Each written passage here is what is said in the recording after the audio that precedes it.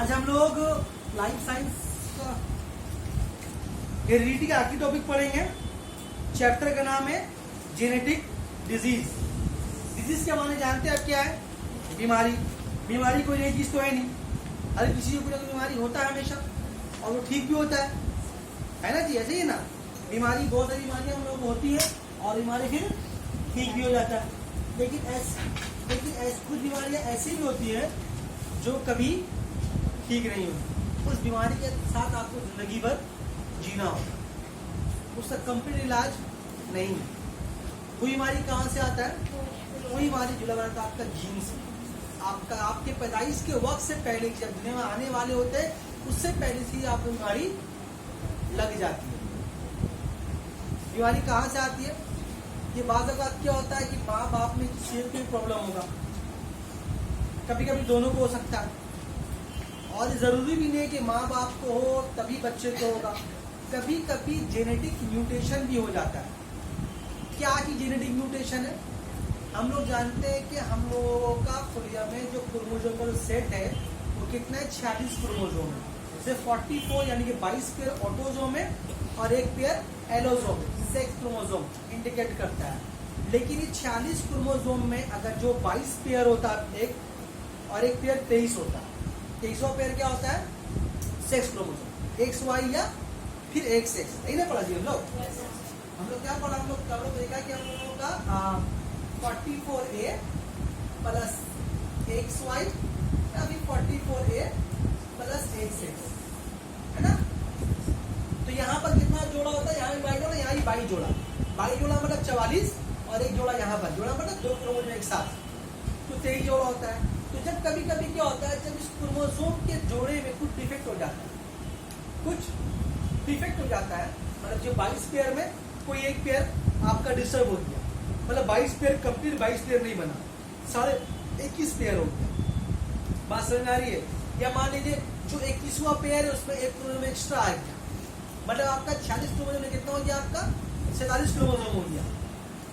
या कभी कभी एक क्रोमोसोम घट गया, या कभी कभी क्या होता है कि 2 क्रोमोसोम आपस में चिपक गया, ज्वाइंट हो गया, अटैच हो गया, वो कंप्लीट अलग नहीं हुआ। तो इस तरह से सब बीमारियां पैदा होती हैं। मतलब ये बीमारी क्या बोला गया, तो माँ की तरफ से आएगा या बाप की तरफ से आएगा। कभी कभी ऐसा भी देखा जाता है कि माँ बाप में किसी को भी नहीं है लेकिन बच्चे को प्रॉब्लम है। इसको बोलते हैं कि जब अगर बीमारी अगर ऐसे हो रही है तो उसको बोलते हैं जेनेटिक म्यूटेशन। जब किसी बच्चे की बुनियाद पड़ती है तो उस वक्त जो जाइगोट बनता है, जब वो डेवलप होता है आहिस्ता आहिस्ता, तो उस डिवीजन के दौरान क्या होता है, उस बच्चे के खुलिये में क्रोमोसोम में कुछ डिफेक्ट पैदा हो जाता है क्रोमोसोम में, जो बताया डिफेक्ट कैसा, कभी कभी एक्स्ट्रा बढ़ जाएगा, कभी कभी कंप्लीट क्रोमोसोम अलग अलग नहीं होगा। मतलब पढ़ा ना सेल डिवीजन में वहाँ पर के रेप्लिकेशन होता है, फिर 2 अलग अलग डायकाइनेसिस होता है। अगर कभी कभी कंप्लीट अलग नहीं हुआ, डिटैच नहीं हुआ, तो फिर वहाँ पर क्या होता है? डिसऑर्डर हो जाता है। फिर वो जो नई औलाद जो पैदा होती है वो आम बच्चों की तरह या आम इंसान की तरह, आम इंसान बोलने का मतलब क्या? सब बड़े सब लोग आम इंसान है। अभी आम पता नहीं अंदर में कितना, अंदर में सेब भी है, ये भी लोग अभी नहीं पता, ठीक है। एक नॉर्मल इंसान जो देखने में लगता है, या एक नॉर्मल इंसान जो होता है, उसी को लोग बोलेंगे नॉर्मल। उसके में क्या होता है? 40 क्रोमोसोम होता है। वो 40 से अगर इतना से भी ज्यादा कम हो गया तो फिर हम लोग देखा कि वो आम इंसान नहीं होता। इसे बताया था सेल डिवीजन में किसी में अगर 4 एक्स एक्स में अगर एक वाई बढ़ गया, बताया था क्या हो जाएगा? 47 हो गया ना, 47 हो गया ना। अगर मान लीजिए ये 44A और ये एक्स एक्स वाई अगर ऐसा हो गया तो क्या बताया था इसके बारे में? हम क्या बताया था? मतलब यहाँ पर क्या होगा? ये डिफेक्ट है, ये डिफेक्ट है, क्योंकि अगर एक्स एक्स है तो मतलब फीमेल है, लेकिन उसमें वाई क्रोमोसोम भी आ गया, एक डिफेक्ट हो गया। मतलब कितना हो जाए इसका 47 क्रोमोसोम है। क्या बॉडी डिसाइड नहीं कर पा रहा कि हम मेल है या, मतलब बॉडी के सारे इंडोक्राइन ग्लैंड, दिमाग, पिट्यूटरी ग्लैंड, बाकी सारा चीज बॉडी का बीटा सेल कुछ डिसाइड नहीं कर पा रहा कि ये है कौन। बात समझ आ रही है? कि अगर वो GTH हार्मोन है तो सोच रहा है कि हम IC चीज को सीक्रेट करें या फिर LH को सीक्रेट करें, वो कंफ्यूज रहता है। बात समझ में आ रही है? तो सब डिफेक्ट पैदा होता है। तो क्या होता है, इससे होता है जेनेटिक म्यूटेशन से कभी कभी होता है। कभी कभी तो ऐसा होता है कि बिल्कुल इंसान से हट करके एक नई चीज पर दुनिया में पैदा हो जाती है। अक्सर वैसे कभी कभी सुनने मिलता है अस्पताल में, लोग बोलते हैं जीन पैदा हो गया, बोलते हैं शैतान पैदा हुआ, ऐसा बोलते हैं लोग। बहुत नहीं सुने होंगे आप लोग, कभी खबरों में सुनते होंगे, पेपर में पढ़ते होंगे। तो ऐसा कोई जीन शैतान कुछ नहीं होता, वो जेनेटिक म्यूटेशन हो जाता है, क्रोमोसोम में गड़बड़ी हो जाता है, जिसकी वजह से फिर वो आम, जिस तरह आम एक नॉर्मल बच्चा पैदा होता है वैसे उसकी पैदाइश नहीं होती। फिर वो बताया ना कि अगर आपके दो क्रोमोसोम घर बढ़ जाएगा तो कभी बंदर भी आइएगा, कभी आप मच्छर भी हो सकते हैं, बताया था, कभी डॉग भी हो सकते हैं आप। सबका नंबर हम लोग कौन स्पेसिस है, हम लोग इंसानी नस्ल है। हम लोग इंसानी नस्ल इसलिए कि हम लोगों के क्रोमोसोम के न्यूक्लियस के क्रोमोसोम में 46 क्रोमोसोम है, 22 पे ऑटोसोम है और एक तरह लोगों का एलोसोम है। इसके अलावा कुछ भी चेंज होगा तो फिर हम आम इंसान नहीं रहेंगे। तो ये जो बीमारियां पैदा होती है उसको हम लोग बोलते हैं जेनेटिक डिजीज बोलते हैं। तो पॉज करते हो, हेलो।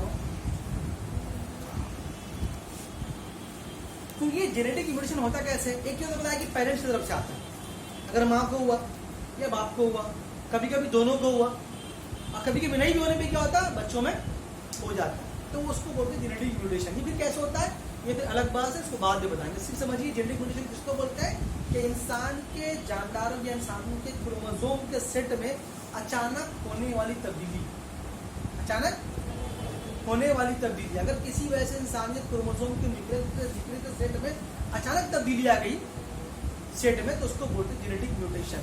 ये किस तरह से आता है थोड़ा बहुत बोलने चले जाएंगे, ज़्यादा पूरा नहीं बोलेंगे। ये कभी कभी क्या होता है कि अगर हम रेडिएशन के एक्सपोजर में आ गए, रेडिएशन के एक्सपोजर में आ गए, या मान लीजिए हम ऐसे मेटल्स के एक्सपोजर में आ गए जो बहुत हेवी रेडिएशन को सीक्रेट करता है, जैसे कि रेडियम है, यूरेनियम है, किसी वजह से हम उसको इनहेल कर लिया, या उस रेडिएशन मेरे बॉडी में आकर टच हो गया, या अगर मान लीजिए कोई अगर प्रेग्नेंट वुमन है, वो बार बार मोबाइल का इस्तेमाल ज़्यादा कर रही है, बगल में वाईफाई लगा हुआ है, ज़्यादातर अगर आसपास अगर रेडिएशन पहुंच जाता है तो वहाँ पर जेनेटिक म्यूटेशन का बहुत चांस होता है। उसके से अगला और भी बहुत सारी चीज़ें हैं, इसके बारे में बाद में बात करेंगे, अभी वो जगह नहीं है बात करने में, ठीक है। तो वो डिजीज में ऐसा बहुत सारा डिजीज है। जो ये डिजीज का नाम बताया, इस डिजीज का नाम है क्लीन फिल्टर डिजीज। इसका नाम क्लीन फिल्टर डिजीज। मतलब ऐसे कई सारा डिजीज, आपको सब डिजीज नहीं पढ़ना है, हम लोग इस लेवल में 4 डिजीज है।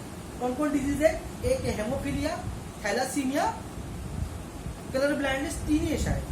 हेमोफीलिया, थैलासीमिया, कलर ब्लाइंडनेस 3 ही है हम लोग के सिलेबस में। फिर भी आपको 4-5 डिजीज का नाम लिख रहे हैं जो आप इसको याद रखना चाहिए, रखिएगा, ठीक है।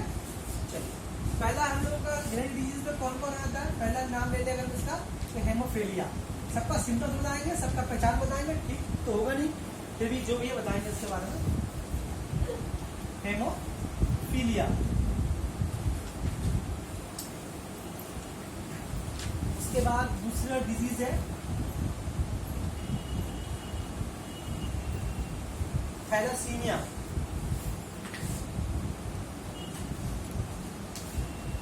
तीसरा है कलर ब्लाइंडनेस,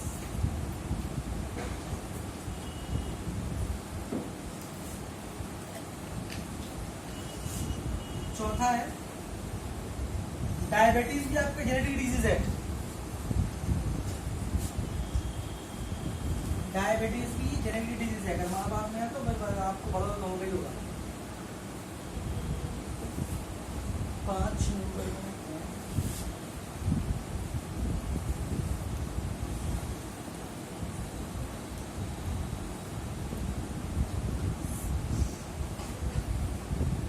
डाउन सिंड्रोम्स। इसके अलावा आपका डिजीज का नाम और लिख लीजिए,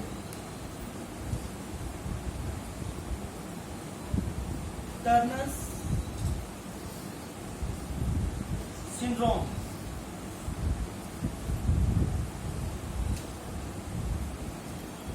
क्लीन फिल्टर्स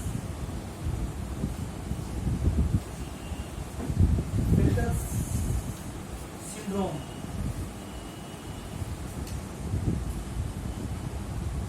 ये सिंड्रोम जो वर्ड आप देख रहे हैं ना, सिंड्रोम जो लगा हुआ है, ये खास तरह बीमारी, जिसको खास तरह टर्म इसको खास तरह बीमारी के लिए इस्तेमाल किया है। सिंड्रोम के माने क्या होता है कि किसी एक प्रॉब्लम की वजह से बॉडी में मल्टी बीमारी पैदा हो जाएगा। मतलब आपके बॉडी में कोई एक जीन डिस्टर्ब हुआ या आधा जीन डिस्टर्ब हुआ, उसके असर की बिना में आपकी बॉडी में बेतहाशा बीमारी, खाना जमन का प्रॉब्लम हो जाएगा, बाल का प्रॉब्लम होगा, सुनने का प्रॉब्लम होगा, जबान का प्रॉब्लम होगा, देखने का प्रॉब्लम होगा। मतलब कि आपके बॉडी में बहुत तरह का हार्मोनल डिसऑर्डर हो जाएगा। मतलब एक क्रोमोसोम गड़बड़ होने से आपके बॉडी में मल्टी बीमारी पैदा हो जाएगा। ये पता है कि नॉर्मल बीमारी एक बीमारी से बाल झड़ रहा, किसी का आंख में प्रॉब्लम, ये एक अलग बीमारी की आंख में प्रॉब्लम है तो वो इसी वजह से हो गया। लेकिन जब सिंड्रोम होता है तो एक साथ कई तरह का सिम्टम्स आपको देखने को मिलता है। इसको ठीक करें, उसको ठीक करें, समझ ही में नहीं आता, बात समझ में आ रही? तो सीधे उस सारी बीमारी के हम सिंड्रोम का इस्तेमाल करते हैं। इसमें जो डाउन सिंड्रोम है, डाउन सिंड्रोम बच्चा हम लोग अपने आम बस्ती में देख सकता है, लेकिन बहुत कम होता है, लेकिन फिर भी उसको देख के पहचान सकते हो। देखने में ही आपको डाउन सिंड्रोम में जो बच्चा होता है वो सारा बच्चा एक ही जगह की जैसा लगता है। अगर यहाँ भी बच्चा डाउन सिंड्रोम वाला है और मान लीजिए एक भी डाउन सिंड्रोम वाला, मान लीजिए खुदरपुर में, दोनों में कोई मिला कुछ है, लेकिन दोनों शक्ल सेम रहेगा। अगर 4-5 डाउन सिंड्रोम बच्चों को छोड़ दिए एक साथ, आप पहचान नहीं पाइए कौन मेरा बच्चा कौन उसका बच्चा है। तो उसमें बच्चा का मतलब जापानीज टाइप का शक्ल उसको हो जाता है, छोटा हो जाएगा। और कैसे को बताया, फोटो गूगल सर्च कर लीजिएगा डाउन सिंड्रोम का, आप देख के समझ आइएगा हाँ इसको यहाँ देखा है। हर इलाके में मतलब ऐसा बोले अगर मिसाल तो 10,000 में एक आदमी ऐसा हो जाता है, देखने को मिलता है। इसको आप आराम से डाउन सिंड्रोम को देख कर आराम से पहचान। डायबिटीज का जो मसला है, डायबिटीज जो लिखा, ये डायबिटीज शुगर, ये हालांकि जेनेटिक डिजीज है, लेकिन कभी कभी जेनेटिक डिजीज भी नहीं है। इससे बहुत लोगों का माँ बाप किसी को नहीं है, बच्चे को हो गया, या हमारी मेरी अम्मी को नहीं, हमको हो गया।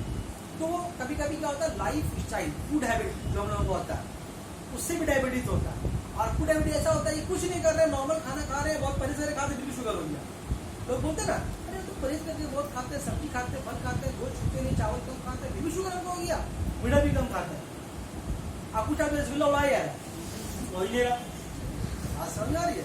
तो एक होता है डायबिटीज जो आपका माँ बाप को है, तो बचपन में आपको जाहिर नहीं हो रहा है, लेकिन बड़े तक तो जाहिर होगा। बचपन में जाहिर क्यों नहीं होता है कि बचपन में हम लोग दौड़ भाग खेल कूद ज्यादा करते हैं। एक आम इंसान के मुकाबले में आप लोग क्या करते हैं, क्या दौड़ भाग उछल कूद करते हैं, बात समझ आ रही है? अगर आप चाहते हैं बिल्डिंग को 2-3 बार चढ़ी उतरिएगा, आपको कुछ नहीं होगा। हम चलेंगे 2-3 बार तो भाई पर बैठेंगे और चला दिया आराम से। तो आपके लाइफ स्टाइल में एक आम इंसान लाइफ में फर्क होता है। तो बच्चों का जो फर्क बच्चों में क्या होता है वो समझ मुश्किल नहीं। अगर आप में बड़े होइएगा, जब आपने क्रॉस कीजिएगा 30, तो फिर आपको समझ में आएगा अच्छा ये है। तो ये सब सिंड्रोम में बीमारी है जो सब जेनेटिक डिजीज, और भी कई सारा है। हम लोगों को सारा नहीं पढ़ना है, हम लोगों को सिर्फ ये 3 पढ़ना है। ये 3 पढ़ना है, हेमोफीलिया, थैलासीमिया और ग्रेवियर ब्लाइंडनेस। ठीक है, इसका पहले आप लोग उतार दीजिए पहले इसको, फिर डिटेल में बताते हैं जल्दी से। पूरा पढ़ाई के छोड़ेंगे पॉज कीजिए इसको और पढ़िए इसको। इसमें देखिए यहाँ पर एक बीमारी 6 नंबर, इसका नाम लिखा हम टर्नर सिंड्रोम। इसमें लिखा X0। ये जो प्रॉब्लम ज्यादातर किसमें होता है, ये ज्यादातर फीमेल में। ये बीमारी मर्दों को नहीं होती। वजह क्या है इसके पीछे? तो ये फीमेल में क्रोमोसोम का सेट क्या होता है, सेक्स क्रोमोसोम का एक सेक्स। उस एक सेक्स में ये एक तो क्रोमोसोम गायब हो जाता है, नहीं रहेगा उसकी जगह। अब क्या होता है वो अलग बात है, कैसे होता है, सब जेनेटिक म्यूटेशन है। आपका एक क्रोमोसोम नहीं रहेगा, उसकी जगह पे क्या लिखा 0। तो इसके बिना पे क्या होता है, ये प्रॉब्लम बहुत लड़कियों में बहुत होता है। आप सर्च कर सकते हैं यूट्यूब में क्या क्या होता है, इसमें सिलेबस पर इसलिए बता नहीं रहे उसको। और ये ज्यादातर मर्दों में होता है, क्लीनफेल्टर सिंड्रोम। ठीक, बेटा इसको अब आइए, ठीक है बेटा इसको आइए बात करते हैं हम लोग इसको, इसके बारे में पहले हेमोफीलिया के बारे में। हेमोफीलिया कैसा बीमारी है देखिए। पहले क्या लिखा था जी हम, पहले बीमारी का नाम क्या लिखा था पहले? अच्छा पहले पढ़ाएंगे थैलासीमिया।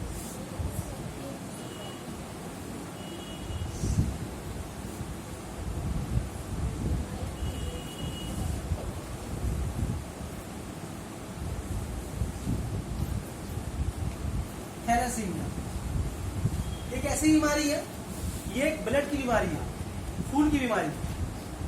क्या इस बीमारी में होता है, इस बीमारी में क्या होता है, बीमारी को समझने से पहले आप पहले समझे कि हम लोगों का बॉडी में ब्लड है। ब्लड कहाँ बहता है? नसों में, वेसल्स से बहता है। कौन पंप करता है इसको? ब्लड का काम क्या होता है? ब्लड हमारे बॉडी का ट्रांसपोर्टेशन वाला एजेंट है, चीजों को लाने ले आने का काम करता है। खुलियों में O2 पहुंचाता है, वहाँ CO2 लेकर के आता है, या कोई भी चीज बॉडी पहुंचाना होता है किसके थ्रू जाता है? अगर हम लोगों को कुछ अगर दवाई लेना होता है, इंजेक्शन कहाँ दिलाता है हम लोगों को?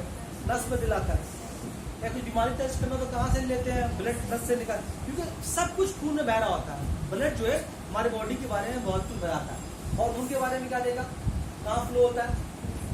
अगर आपको थायराइड चेक करवाना अपना या कुछ बीमारी चेक करवाना, क्या ले आता है?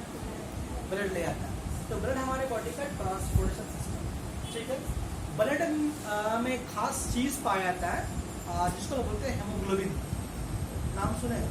ये भी कम ज़्यादा होने से बहुत प्रॉब्लम होता है। जैसे कि अगर वो डेंगू वगैरह में ये बहुत कम हो जाता है तो बड़ा मसला हो जाता है। याद पता है लोगों को डेंगू वगैरह में? पहले छोड़िए बात यहाँ चला जाए, खत्म नहीं होगा। तो बॉडी में हेमोग्लोबिन, हम लोग बॉडी के अगर आपको बोले बॉडी में हेमोग्लोबिन मतलब कहाँ पर हेमोग्लोबिन है? खून में। खून में एक पिगमेंट पाया जाता है, उसका नाम है हेमोग्लोबिन। उस हेमोग्लोबिन के अंदर एक मेटेलिक एलिमेंट पाया जाता है, उसका नाम है आयरन। क्या बोला बोलो तो?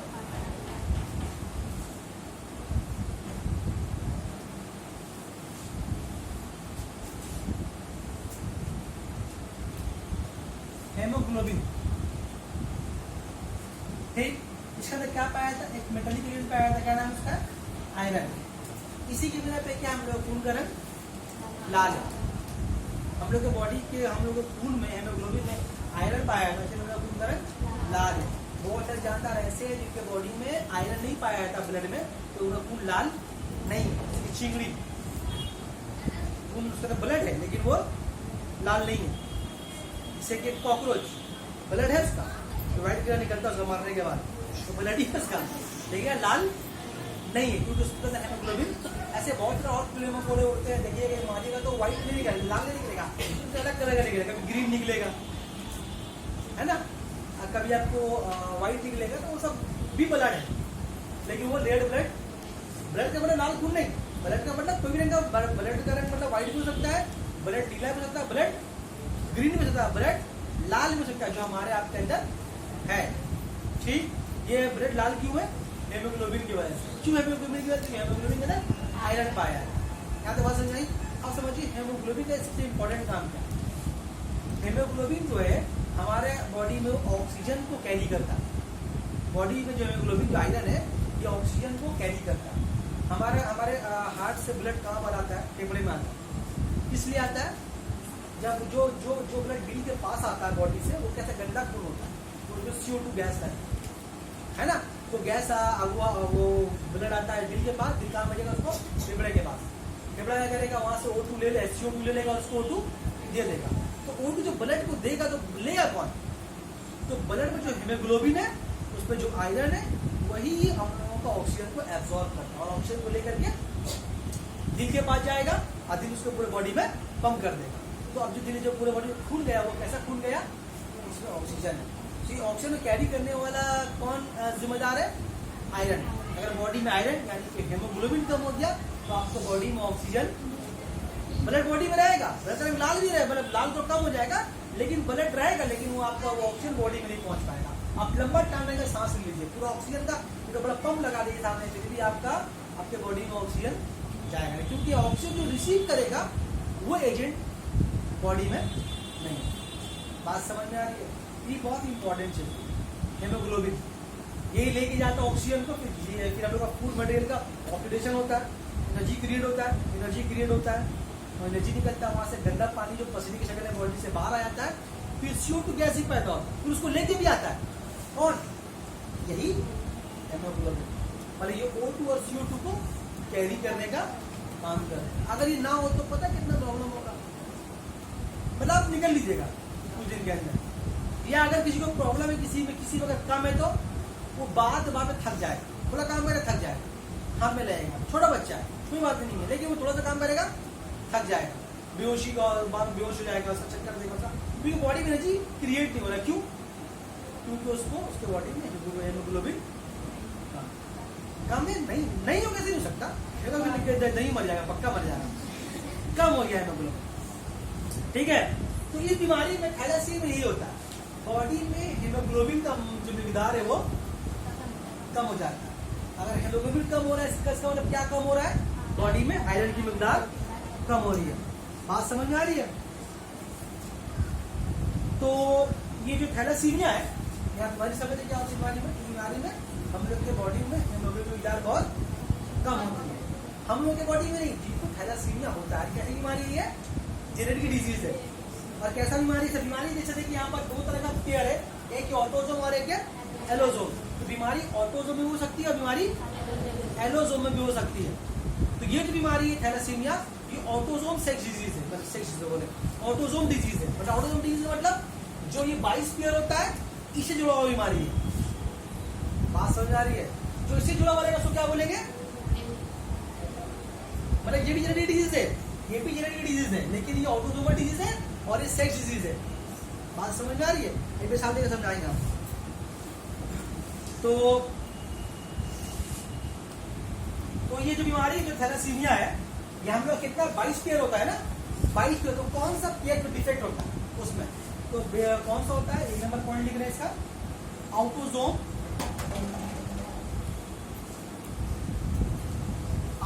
क्रोमोसोम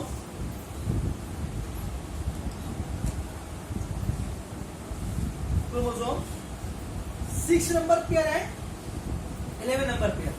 जो 22 जोड़ा क्रोमोसोम होता है, तो 6 नंबर जोड़ा जो होगा या 11 नंबर जोड़ा होगा, सिर्फ उसी में डिफेक्ट होता है। ठीक, अच्छा। उसके अलावा इस बीमारी का दो टाइप होता है, एक होता है अल्फा थैलेसीमिया, अल्फा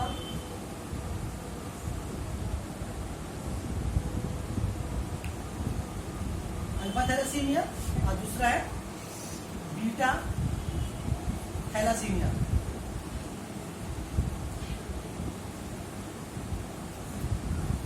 पहले क्या बोला इसके बारे में, ये एक ऑटोसोमल डिजीज है, मतलब ये जो ऑटोसोमल जो क्रोमोसोम है उससे जुड़ा हुआ बीमारी है। और कितने नंबर पेयर डिफेक्ट इसमें होता है, 6 नंबर और 11 नंबर। और ये बीमारी दो तरह का होता है, थैलेसीमिया अल्फा, थैलेसीमिया बीटा। ठीक है, आइए थोड़ा से बात करें किसके बारे में। देखो ये इंपॉर्टेंट क्या नाम था, हेमोग्लोबिन। हेमो मतलब क्या होता है, आयरन, और ग्लोबिन मतलब एक केमिकल पिगमेंट है। बात करें ग्लोबिन के बारे में, तो ये ग्लोबिन हमारे बॉडी में दो तरह का होता है। एक ग्लोबिन है तुम्हारा, अल्फा ग्लोबिन, और एक तुम्हारा है बॉडी में बीटा ग्लोबिन। मतलब क्या मैंने बोला, बोलो दो तरह का है, अल्फा थैलेसीमिया और बीटा थैलेसीमिया। अच्छा, जो हेमोग्लोबिन है, हेमो मतलब होता है आयरन, और ग्लोबिन मतलब एक केमिकल पिगमेंट है, उसका भी दो टाइप है, एक अल्फा ग्लोबिन और एक बीटा ग्लोबिन। तो ताला फिर बता रहे इसके बारे में क्या है, जल्दी से एकदम फास्ट।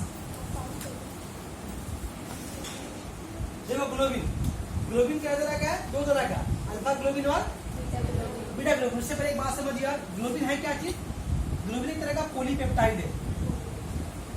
ये बात कहाँ पढ़ते हम लोग, पॉलीपेप्टाइड कहाँ पढ़ते हम लोग, हार्मोन में पढ़ा था। ग्लोबिन एक तरह का पॉलीपेप्टाइड किस तरह का होता है, 4 तरह का। इसमें दो अल्फा ग्लोबिन है और दो बीटा ग्लोबिन है। इसको पहले से नोट कर लो, इसको दो अल्फा ग्लोबिन और दो बीटा ग्लोबिन है। अब क्या होता है, जब इस अल्फा जो ग्लोबिन इसमें दो अल्फा ग्लोबिन है और दो बीटा ग्लोबिन है, इस दो अल्फा ग्लोबिन में से अगर कोई एक अल्फा ग्लोबिन अगर खराब रहेगा, डिफेक्ट रहेगा, तो उसको बोलते हैं अल्फा थैलेसीमिया। और अगर दो बीटा ग्लोबिन में अगर एक बीटा ग्लोबिन अगर डिफेक्ट है, तो क्या उसको बोलेंगे हम लोग, बीटा थैलेसीमिया। अच्छा, बीमारी जो इंटेंसिटी के एतबार से, इंटेंसिटी मतलब बीमारी जाहिर कितना होता है, बीमारी कितना जाहिर हो रहा है। अब बीमारी कैसे, बुखार, किसी को हल्का बुखार, किसी को ज्यादा बुखार, इस तरह से इसको बोलते हैं इंटेंसिटी। तो इंटेंसिटी के एतबार से बीमारी दो तरह का, एक जो माइनर और एक है मेजर। और एक वक्त बीमारी नॉर्मल दिखेगा, बीमारी जो है बहुत खतरनाक होगा। तो उस हिसाब से बीमारी क्या तरह का है, 3 तरह का है, दो तरह का, नंबर 3 होगा। एक होगा माइनर मतलब माइनर थैलेसीमिया, और एक होगा मेजर थैलेसीमिया। इसके एतबार से बोल रहे हैं, बोलो तो बीमारी के इंटेंसिटी के एडवांस से बोल रहे हैं कि थैलेसीमिया दो तरह का होगा, एक होता है माइनर और एक होता है मेजर।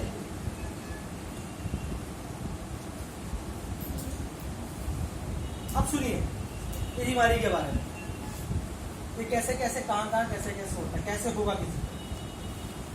एक होता है बीमारी है कैरियर, एक होता है बीमारी का जाहिर होना। बीमारी है कैरियर का मतलब, जैसे मान लीजिए एग्जाम्पल ले, मटर के पौधे का मिसाल दिया था। F1 जनरेशन सारे पौधे कैसे मिले थे?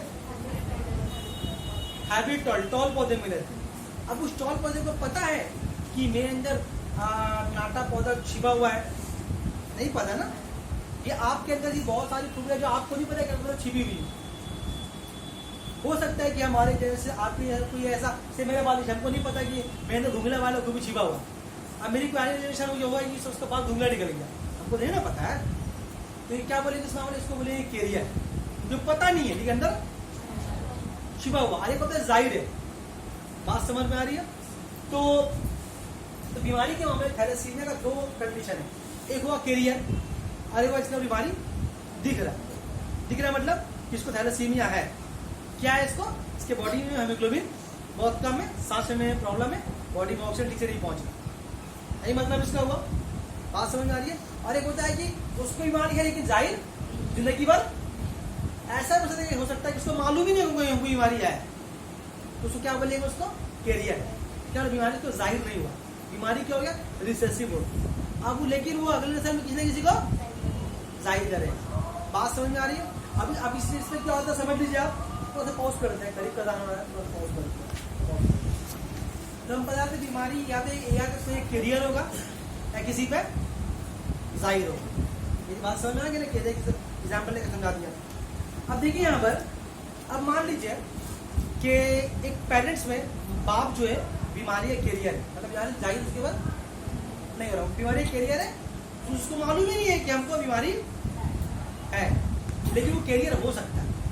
नहीं वो अलग बात, अच्छी बात है, कैरियर अगर है वो। और उसकी माँ मान लीजिए मदर, वो भी कैरियर बीमारी, कैरियर मतलब उसको भी थैलेसीमिया है और बाप को भी, लेकिन वो कैरियर है, हावी उसको मालूम ही नहीं होगा कि हमको है।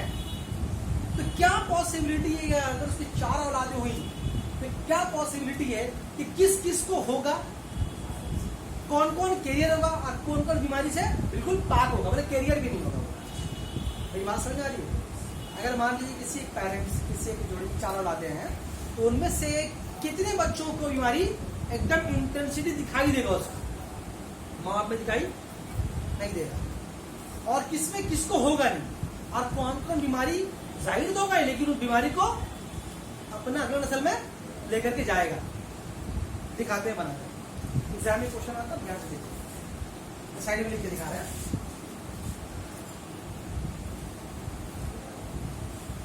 चलिए इसको हम कैसे इंडिकेट कर रहे हैं, मान लीजिए इसको इंडिकेट कर रहे हैं इस तरह से।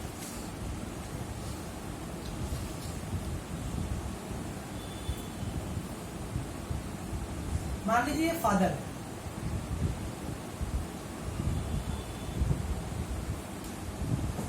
और यहां पर मान लीजिए आप, यहां पर मदर। आमतौर पर क्रोमोसोम का 2 सेट होता है, इसमें छोटा आर इंडिकेट क्या इंडिकेट कर रहा कि बीमारी लोग के अंदर, जैसे कि लोग क्या देखा था, बड़ा डिफरेंटी में क्या देखा था, हाइड्रोटॉल, लेकिन नाटा पर उसके अंदर छिपा हुआ था, दिखाई नहीं देगा, बल्कि क्या है, नाटापन को ये कैरी कर रहा था। अगर उसने पहुंचाया, कहाँ पहुंचाया, इसको F2 नहीं पहुंचाया, फिर नाटा पौधा मिला ना, कितना मिला, 25% नाटा पौधा मिलेगा, समझिए हमारे वैसे ही। ठीक, तो यहाँ पर फादर का 2 जीन में एक जीन ठीक है, एक जीन क्या है, डिफेक्टेड, एक जीन मदर में एक जीन ठीक है, एक जीन डिफेक्ट है। बात समझ आ रही है। यहाँ पर हम क्या लिख रहे हैं, ये फादर तो है लेकिन कैसा, अनअफेक्टेड, मतलब क्या,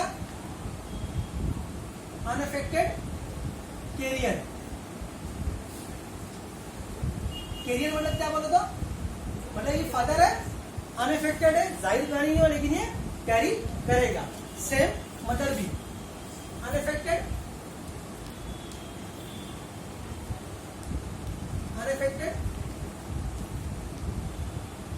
कैरियर, मतलब बाप भी अनअफेक्टेड कैरियर और मदर भी अनअफेक्टेड कैरियर। बात समझ वाली या किसी पर हावी नहीं है। अब चलिए क्रॉस करना सिखाया था हम लोगों को ना, कैसे बताया था कि ये ना एक ये आर क्या होगा, एक बार दोनों हाथ से मिलेगा तो क्या देखा हम लोग, एक बार आर बड़ा आर और एक बार आर छोटा आर और एक बार आर छोटा आर और एक बार छोटा आर छोटा।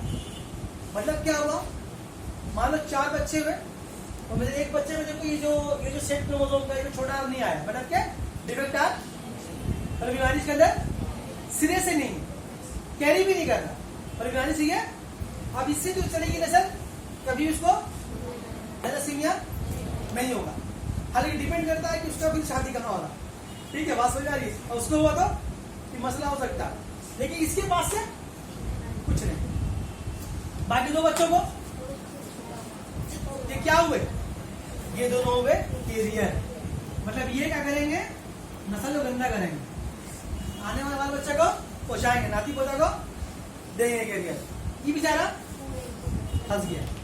अभी लड़का ने कुछ हो सकता है, पता नहीं है, लेकिन कुछ भी, क्योंकि लड़का ने क्यों बोलने की, पर हम एक स्वास्थ्य क्रोमोसोम इस्तेमाल नहीं किया, क्योंकि ये ऑटोसोमल डिजीज है, लड़का लड़की किसी को भी हो सकता है। तो ये गरीब फंस गया, फंस गया जो भी नहीं पता, एक बच्चा जो होगा वो कंफर्म है तो उसको थैलेसीमिया कैसा होगा, मेजर, मतलब दिखाई देगा, उसको झेलेगा बीमारी।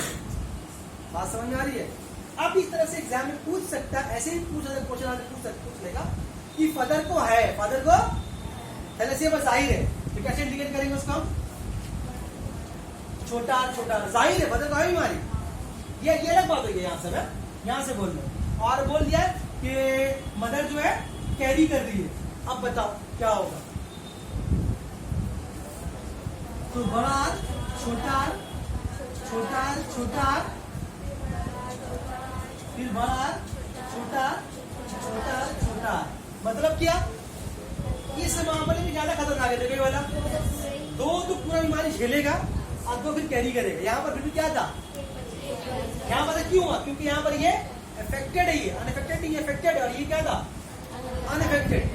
तो यहाँ पर 4 में ऐसा होगा, और अगर दोनों अगर अफेक्टेड रहेगा तो चारों को चारों क्या होगा, अफेक्टेड होगा। तो सवाल एग्जाम में ऐसे आएगा, इसके बारे में पूछे अगर आपसे कि बोलेगा कि बाप अनअफेक्टेड कैरियर है, माँ भी अनअफेक्टेड कैरियर है, तो कितने % बच्चे कैरियर होंगे, कितने % बच्चे बीमारी झेलेंगे और कितने बच्चे बीमारी से मुक्त होंगे। यहाँ पर क्या हुआ, 25% बीमारी से मुक्त, ये दोनों क्या हो गए, मिल गए